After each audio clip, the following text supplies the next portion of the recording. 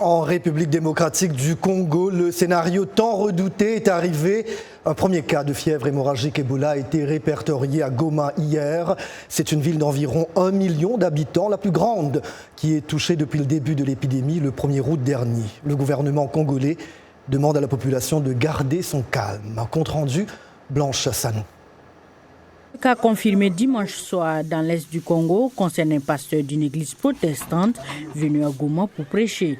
À son arrivée, il a été rapidement transporté dans un centre de traitement du virus Ebola. Les autorités ont déclaré avoir retrouvé tous les passagers du bus qui étaient avec le malade en provenance de Butembo, l'une des villes les plus durement touchées par la maladie. C'est très grave parce que c'est un pasteur. Un pasteur reçoit beaucoup de monde. Il prie pour ceux qui sont très malades, il les touche et nous ne savons pas maintenant combien de personnes il a touchées. L'itinéraire du patient a de quoi nourrir les inquiétudes car selon le ministère de la Santé, le pasteur durant son séjour à Butembo a prêché dans cette église où il touchait de ses mains régulièrement les fidèles, y compris les malades. Dès lors, les autorités ont multiplié les préventions et les appels au calme. Les organismes internationaux en charge de la lutte contre Ebola ont déclaré que ce nouveau cas détecté constitue un avertissement sur les dangers de cette épidémie.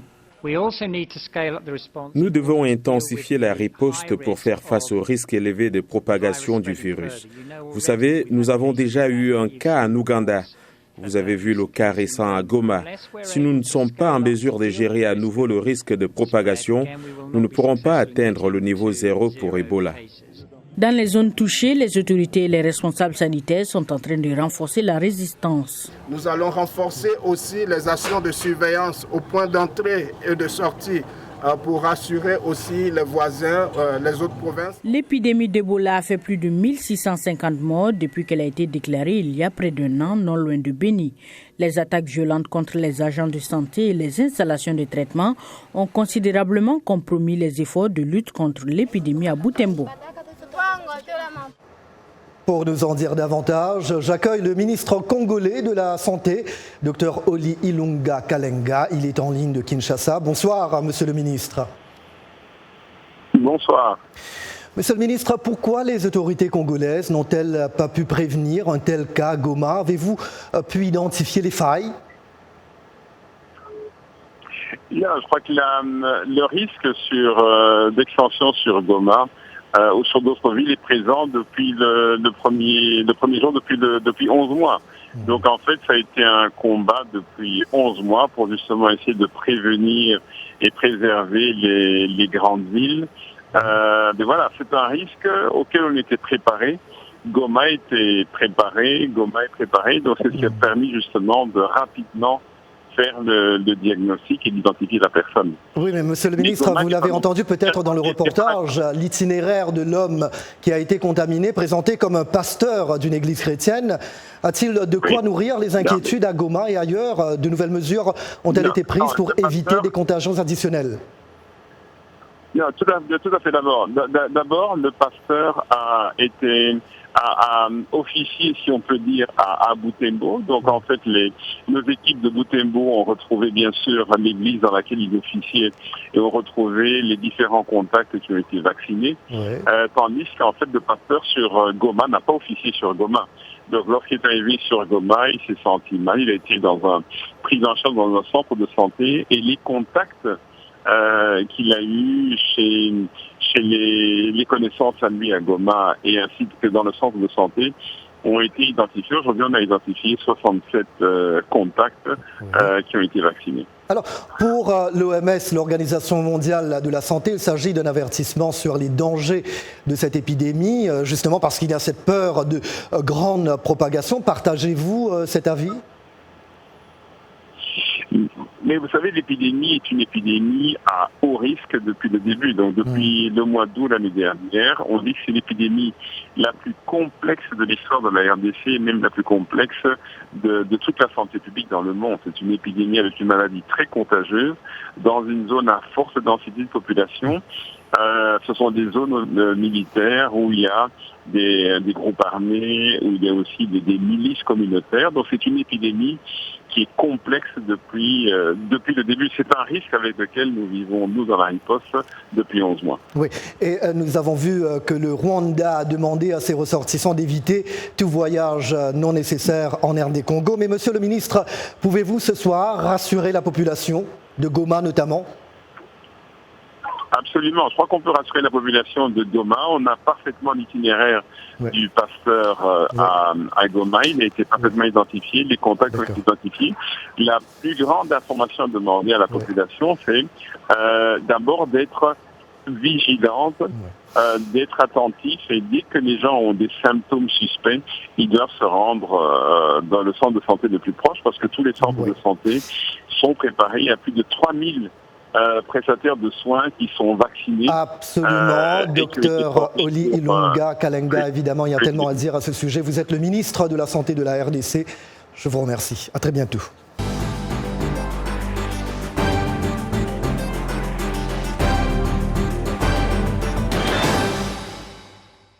La polémique survient après l'annonce par le président Trump d'une opération anti-clandestin de grande ampleur. Les raids qui ont démarré dans 9 villes du pays au cours du week-end ont pour objectif d'arrêter les familles de migrants en situation irrégulière en vue de leur expulsion. Les détracteurs du président sont furieux. Ses partisans l'applaudissent. Un reportage de Mike O'Sullivan avec le récit d'Abdourahmane Zia. Le maire de San Francisco, London Breed, avait dès vendredi promis que sa ville allait rester une ville sanctuaire pour les migrants, défiant l'administration Trump. Dimanche, des manifestants se sont réunis à New York. Ces descentes et ces menaces ont un impact sur nos communautés en répandant la peur. Leur seul objectif est de répandre la peur pour que les gens ne se sentent pas en sécurité chez eux. Près de San Diego, il y a eu des manifestations à la frontière, alors qu'à Washington, des membres du Congrès ont dénoncé les conditions de détention des migrants. Il n'est pas nécessaire d'avoir une politique qui permette la détention de femmes et de familles qui ne font du mal à personne et qui demandent légalement l'asile. Les autorités américaines se disent débordées par le nombre de personnes, plus de 100 000 par mois, essayant de traverser illégalement la frontière. Une véritable crise pour les républicains. Il y a des mois, alors que mes collègues se plaignaient que la crise à la frontière est fabriquée, nous leur demandions d'agir immédiatement car les conditions étaient horribles. Les centres étaient surpeuplés. Les partisans du président Donald Trump demandent au Congrès de corriger les lacunes dans la loi, mais ses adversaires pensent que le système doit être entièrement revu. C'est lundi et c'est le jour de votre rubrique Afrotech avec Arzouma Compaoré. Bonsoir Arzouma, comment allez-vous ? Très bien, bonsoir Jacques et bonsoir à toutes et à tous. Au Tchad, après 16 mois de coupure d'accès aux réseaux sociaux, le président Idriss Déby Itno a levé la mesure pendant le week-end à la clôture du forum Tchad numérique tenu à N'Djamena. Cette mesure a été imposée afin de contrôler la communication électronique dans un contexte de menaces terroristes accrues. Selon Mamadou Djimtebay, directeur de Tchad Info, cette mesure a causé plus de mal que de bien, surtout pour l'économie numérique. On l'écoute. L'objectif n'est pas atteint parce que le but premier était d'empêcher les gens de se connecter. La raison a été que les gens utilisaient les réseaux pour des actes subversifs. Mais cela n'a pas empêché les gens malgré la censure, en tout cas ceux qui ont les moyens de se connecter parce qu'ils utilisaient les moyens détournés, par exemple le VPN. C'est vrai que le VPN, ça a un coût supplémentaire. Donc, les plus impactés étaient les petits portefeuilles, on va dire. C'est vrai que c'est une œuvre humaine, donc parfois certaines personnes l'utilisent à mauvais escient, mais Internet a un apport énorme. Sur le Tchad, je pense que ça va avoir un impact déjà énorme au niveau éducatif, mais aussi économique. Tout ce qu'on peut avoir comme écosystème autour de l'économie numérique, c'est basé sur l'Internet. Donc le Tchad n'a pas intérêt à être au cœur du peloton. Il faut qu'il embrasse cette révolution et qu'il s'approprie cette dynamique et qu'il en fasse un outil de développement. Voilà, la mesure, Jacques, a été levée grâce en partie à l'action d'ONG comme Internet sans frontières avec ses partenaires, au grand bonheur des internautes tchadiens. Alors, je suis bien intéressé de savoir pourquoi le steak va faire l'objet du focus de la semaine, Arzouma. Eh bien, s'il se prépare comme un steak, sent comme un steak et a le goût d'un steak, eh bien, c'est qu'il doit être un steak. Mais celui dont il est question ici ne provient pas d'une vache, mais est cultivé en laboratoire. La jeune entreprise israélienne Aleph Farms développe des steaks en laboratoire et envisage initialement de proposer un steak minute élaboré à partir d'un petit nombre de cellules prélevées sur une vache sans avoir à l'abattre par la même occasion. Ces cellules permettent aux travailleurs de laboratoire de créer des cellules musculaires, des cellules de tissu conjonctif, des cellules adipeuses et des cellules de vaisseaux sanguins. Les 4 cellules sont ensuite combinées ensemble dans un rapport spécifique et cultivées sur un échafaudage 3D afin de créer un morceau de viande similaire à l'original en termes de forme, de goût, de texture. Alors, Aleph Farm espère voir son produit dans les menus des restaurants au cours d'une phase d'essai débutant en 2021 et visant un lancement officiel en 2023, d'abord dans les restaurants, puis dans les magasins américains. Alors là, j'attends de voir tout ça, Arzouma. Bon, folie d'invention maintenant, Arzouma. Alors Jacques, on se rend tout de suite en France où l'inventeur, entrepreneur français Frankie Zapata a volé la vedette dimanche en s'élevant au-dessus des Champs-Élysées sur une planche volante alimentée par un moteur à turbine lors du traditionnel défilé de la fête nationale française. L'ancien champion de jet ski a saisi un fusil en signe d'utilisation possible de son appareil à des fins militaires et a émerveillé la foule sous les yeux du président Emmanuel Macron et d'autres dirigeants de l'Union européenne. Zapata dit que le flyboard peut décoller et atteindre une vitesse de 190 km/h avec une durée de 10 minutes. L'agence France Presse rapporte d'ailleurs que l'inventeur envisage maintenant une traversée de la Manche, une épreuve qui nécessiterait une nouvelle prouesse, réaliser un ravitaillement en plein vol. Frankie Zapata espère effectuer la traversée le 25 juillet, 110 jours, jour pour jour, après que l'aviateur pionnier Louis Blériot a effectué le premier vol d'avion de l'autre côté de la Manche. À suivre également, Arzouma. Alors, il y a maintenant un anniversaire cette semaine, Arzouma, qui nous permet de revenir sur l'une des plus grandes prouesses technologiques de l'histoire, qui a fait faire à l'humanité un grand bond, pour reprendre les mots de l'astronaute Neil Armstrong. Je parle bien évidemment de la conquête de la Lune, Arzouma. Tout à fait. Alors, le monde célèbre le 50e anniversaire de la mission historique qui a vu un homme marcher pour la première fois sur la Lune. La VOA revient sur cet acte monumental en laissant parler des astronautes de la NASA eux-mêmes. Suivez plutôt. Voice of America, New York. En 1957, j'étais un étudiant Fulbright en Norvège et j'étais sur le terrain pour recueillir des informations géologiques. La seule radio américaine que j'ai pu entendre était La Voix de l'Amérique qui émettait d'Alger. L'émission de Willis Conover, Jazz de A à Z, a été interrompue et ils ont annoncé que l'Union soviétique de l'époque avait lancé Sputnik 1, le premier satellite artificiel de la Terre. Et c'est à ce moment-là que j'ai compris que je devais commencer à prêter attention à l'espace. Nous avons choisi d'aller sur la Lune au cours de cette décennie et de faire les autres choses, non pas parce qu'elles sont faciles, mais parce qu'elles sont difficiles. Lorsque le président Kennedy a annoncé que nous allions nous rendre sur la Lune avant la fin de la décennie, je ne pouvais vraiment pas y croire. Je me suis dit, c'est juste pour nous donner confiance, mais je ne pense pas que ce soit possible. Aucune nation qui aspire à être le leader des autres nations ne peut se permettre de rester en arrière dans cette course. Être exceptionnel, être numéro 1, être un leader.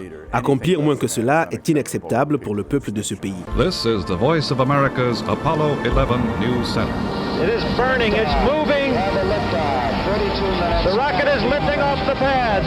It's lifting beautifully into the sky. The next critical point in the lunar landing flight comes in about 2 hours from now. Ici base de la tranquillité, l'aigle a atterri. Je vais quitter le module maintenant. C'est un petit pas pour l'homme, mais un pas de géant pour l'humanité. Le programme spatial a été un élément positif qui a inspiré les gens et leur a donné de l'espoir quant à ce que faisait ce pays.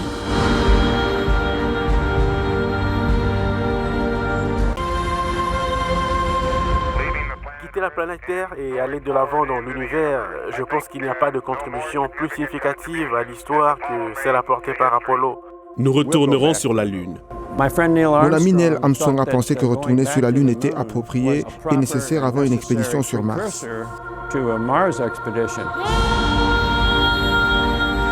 Dire que je pensais que cela prendrait 50 ou 60 ans avant que les Américains ne retournent sur la Lune, je ne l'aurais pas du tout deviné.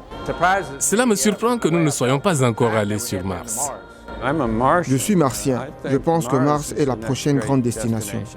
J'attends avec impatience le 50e anniversaire, car c'est peut-être et ce devrait être une période de réaffirmation très cruciale de la voie que nous avons tracée.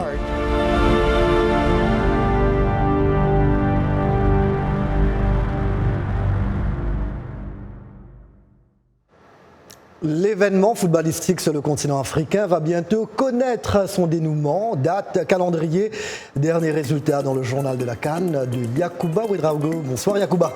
Bonsoir Jacques et bonsoir à tous et à toutes. La finale de la 32e édition de la CAN Égypte 2019 opposera l'Algérie au Sénégal. Ces deux pays se sont tirés d'affaire dans deux demi-finales épiques. L'Algérie s'est qualifiée au bout du suspense en battant in extremis le Nigeria 2-1 grâce à un coup franc victorieux de son capitaine dans le temps additionnel, confirmant son statut de formation la plus en forme de cette CAN. Suivez.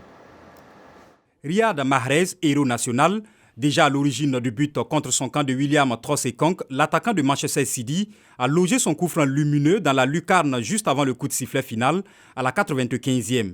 Un but qui vaut de l'or pour le capitaine des Fennecs, élu homme du match. On sait que notre peuple est très est avec nous, est derrière nous à fond, donc on veut tout leur donner. Et pour la deuxième question, c'est est-ce que c'est mon meilleur but ? Je pense que c'est le plus important en sélection. Un chef-d'œuvre qui envoie l'Algérie en finale, mais qui a aussi donné le coup d'envoi d'une explosion de joie. Du Caire à Alger, en passant par Paris, les supporters des Fennecs étaient intenables. Si Dieu le veut, nous espérons remporter la Coupe d'Afrique au dernier tour. Notre mouvement populaire doit aller dégager. 1, 2, 3, longue vie à l'Algérie. Le peuple veut la coupe, scandent désormais les supporters algériens, faisant des éloges du sélectionneur Jamel Belmadi. Après cette qualification en finale, la première depuis celle de 1990, remportée à domicile, mais le technicien algérien préfère jouer balle à terre. Au peuple algérien, moi je suis pas un politicien, je ne suis pas un faiseur de miracles, je ne suis pas un sorcier. Moi, au peuple algérien, je lui dis on va se battre comme on s'est battu jusqu'à présent. Voilà ce qu'on peut promettre. On ne va pas promettre quelque chose qui n'est pas entre mes mains. Les célébrations de cette qualification pour la finale ont fait 5 morts à Alger dans un accident de la route. En France, 282 personnes ont été interpellées dans plusieurs villes. Pour pousser les Fennecs au sacre final, en plus de la dizaine de vols commerciaux déjà mobilisés pour la demi-finale, les autorités algériennes prévoient de mettre 6 avions de transport militaire à la disposition des supporters pour gonfler le contingent algérien à la finale de vendredi. Et justement, à cette finale, l'Algérie fera face au Sénégal qui s'est défait de la Tunisie dans la première demi-finale au bout des prolongations 1-0. Cette rencontre a surtout été riche en rebondissements, pénalty accordé et manqué de part et d'autre, et un autre accordé puis refusé après l'intervention de la VAR. Bref, ce fut un véritable match de foot, comme nous le dit Gabi Dorsey. Sénégalais et Tunisiens sont passés par toutes les émotions. Le héros sénégalais est tunisien. Dylan Brown a libéré les Lions de la Teranga malgré lui lors de la prolongation en repoussant dans ses filets une balle très mal dégagée par son gardien à la 100e minute. Les deux équipes ont raté chacune un pénalty en cours de match, puis l'arbitre éthiopien a accordé un autre pénalty aux Tunisiens sur une main d'Idrissa Gana Gueye dans la surface avant de revenir sur sa décision après consultation de la VAR. Des moments intenses de foot que même un entraîneur ne maîtrise pas. Il ne s'agit plus de tactique, il ne s'agit plus de technique, ce sont des hommes à un moment donné qui sont sur le terrain. En réalité, vous êtes en dehors du terrain, vous criez partout, mais le message passe peu. Le Sénégal va jouer sa deuxième finale de CAN 17 ans après. La première remonte à 2002. Le coach actuel des Lions était alors le capitaine de l'équipe. Cette fois-ci, il est aux commandes et les supporters y croient. Nous sommes fiers de nos joueurs, dans le CV du gardien Alfred Gomis, mais aussi de la VAR. La VAR nous a sauvés. Une VAR cause du malheur des Tunisiens. Dans les rues de Tunis, la déception est à la hauteur de la tension, immense. La Tunisie a très bien joué, mais nous avons été traités injustement. C'est clairement un penalty. L'arbitre a dit oui, mais la VAR a dit non. C'est injuste. Une VAR qui a fait son apparition au quart de finale de cette CAN Égypte 2019. C'est cela le foot. La Tunisie n'a pas encore fini sa compétition, tout comme le Nigeria. Ces deux s'affrontent ce mercredi à 19h temps universel au Quai donc pour la 3e place de la CAN. Merci bien Yacouba, à demain. Et voilà, point final à ce journal. Merci d'avoir été des nôtres ce soir. Rendez-vous demain, même heure, même endroit. Toute l'équipe se joint à moi pour vous souhaiter une très belle soirée et une excellente semaine. Merci, à demain.